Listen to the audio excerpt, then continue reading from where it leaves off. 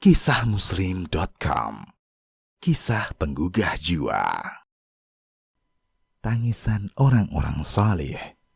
Abdurrahman bin Auf radhiyallahu anhu. Diriwayatkan dari Sa'ad bin Ibrahim, dia berkata, pernah Abdurrahman bin Auf dihidangkan makan malam setelah siangnya dia berpuasa. Dia sedang membaca firman Allah Ta'ala, Inna ladayna ankalan wa jahima wa ta'aman dha ghussatin wa adzaban alima. Yang artinya, sesungguhnya di sisi kami ada belenggu-belenggu yang berat dan neraka yang menyala-nyala dan makanan yang menyumbat di kerongkongan dan azab yang pedih. Quran Surat Al-Muzammil ayat 12 hingga 13. Setelah membaca ayat tersebut, beliau terus-menerus menangis hingga makan malamnya pun dibereskan. At-takhwif minan nar. Dia tak tahan membayangkan demikian dahsyatnya siksa neraka, dan dia benar-benar takut akan mengalami hal demikian kalau seandainya Allah memasukkannya ke dalam neraka. Padahal kita telah ketahui, Abdurrahman bin Auf adalah termasuk dari 10 orang sahabat Nabi yang Nabi janjikan termasuk penghuni surga. Tafsir ayat. Ibnu Katsir mengatakan, Inna ladaina angkalan. Maksudnya adalah belenggu-belenggu, dan kalimat wajahiman maksudnya adalah api yang bergejolak. Ibnu Abbas menafsirkan kalimat wa ta'aman dha ghussatin. Maksudnya adalah makanan yang menyangkut di tenggorokan, sehingga tidak dapat masuk dan keluar. Semoga Allah melindungi kita semua dari hal ini. Syekh As-Sa'di dalam menafsirkan Inna ladaina angkalan, beliau mengatakan maksudnya adalah siksaan yang pedih, yang Allah jadikan belenggu bagi orang yang selalu melakukan perbuatan-perbuatan yang membuat Allah Subhanahu wa Ta'ala murka. Kalimat wajahiman artinya neraka hamiyah. Sedangkan firman-Nya wa ta'aman dha ghussatin maknanya adalah makanan tersebut menyangkut di tenggorokan karena pahit, busuk, dan aromanya tidak enak.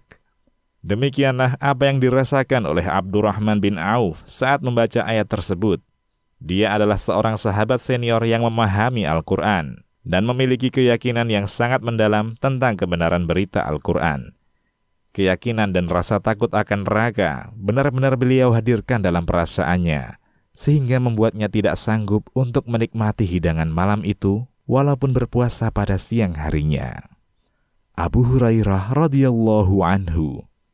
Diriwayatkan dari Sulaiman bin Muslim bin Jamaz, aku mendengar Abu Ja'far bercerita kepada kami tentang Abu Hurairah radhiyallahu anhu ketika beliau membaca ayat Idza syamsu kuwirat, apabila matahari digulung.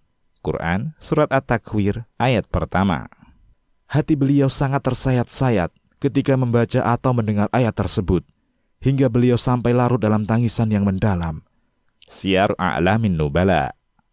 Ayat ini adalah bagian dari Surat At-Takwir yang Nabi Sallallahu Alaihi Wasallam bersabda tentang surat tersebut.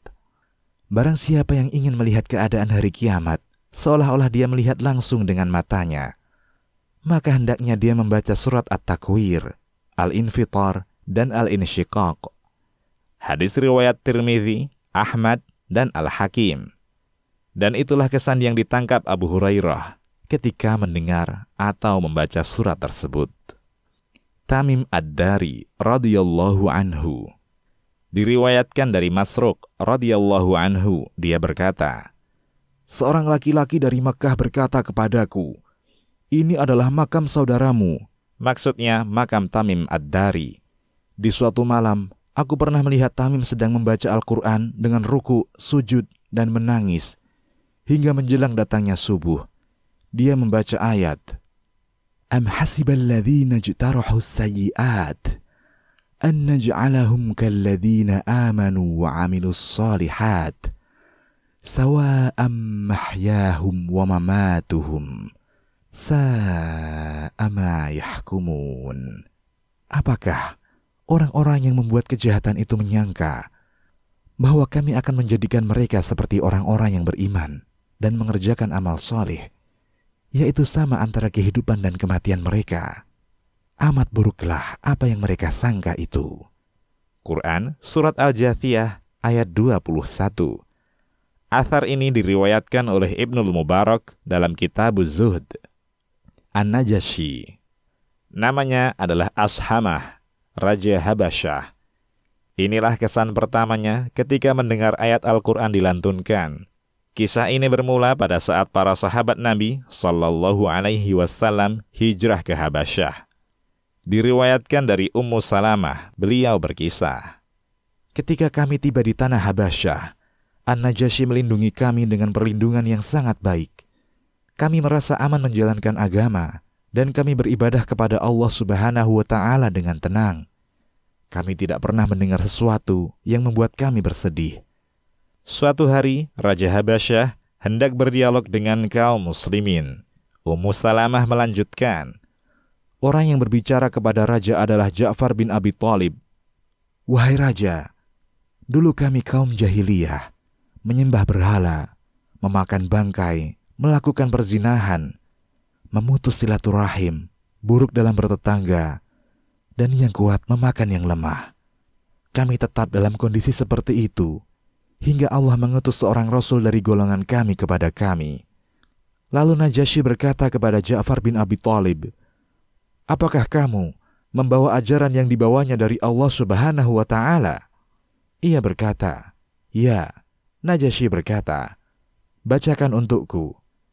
Lalu Ja'far membacakan ayat, Kaf ha ya ain sad, yakni surat Maryam. Ummu Salamah berkata, demi Allah, Najasyi menangis hingga membasahi jenggotnya, dan para uskupnya pun ikut menangis, hingga air mata mereka menetes di kitab-kitab mereka ketika mendengar ayat yang dibacakan Ja'far. Kemudian Najasyi berkata, demi Allah, sesungguhnya ini sama dengan yang dibawa Musa, yang benar-benar keluar dari sumber yang sama. Pergilah, aku tidak akan menyerahkan kalian kepada mereka, yakni kafir Quraisy, selama-lamanya. Al-Majma'. Berikut ini firman Allah yang diturunkan berkaitan dengan kisah An-Najasyi ini. Dan apabila mereka mendengarkan apa yang diturunkan kepada Rasul Muhammad, kamu lihat mata mereka mencucurkan air mata, disebabkan kebenaran Al-Quran yang telah mereka ketahui dari kitab-kitab mereka sendiri. Seraya berkata, ya Tuhan kami telah beriman, maka catatlah kami bersama orang-orang yang menjadi saksi atas kebenaran Al-Quran dan kenabian Muhammad. Quran Surat Al-Ma'idah ayat 83. Inilah kesan pertama An-Najasyi saat pertama kali mendengarkan ayat Al-Quran. Mari kita sama-sama koreksi diri kita. Sejauh mana kedudukan Al-Quran di hati kita? Mari kita bersama perhitungkan diri kita yang mengatakan ingin menjadi penghuni surga. Bagaimana keadaan kita dibandingkan calon penghuni surga seperti Abdurrahman bin Auf? Apakah kita mulai meniti ke arah sana? Ataukah malah menjauh dari sifat-sifat penghuni surga tersebut? Semoga Allah memberi taufik kepada kita untuk mengamalkan apa yang Dia cintai dan Dia ridhoi.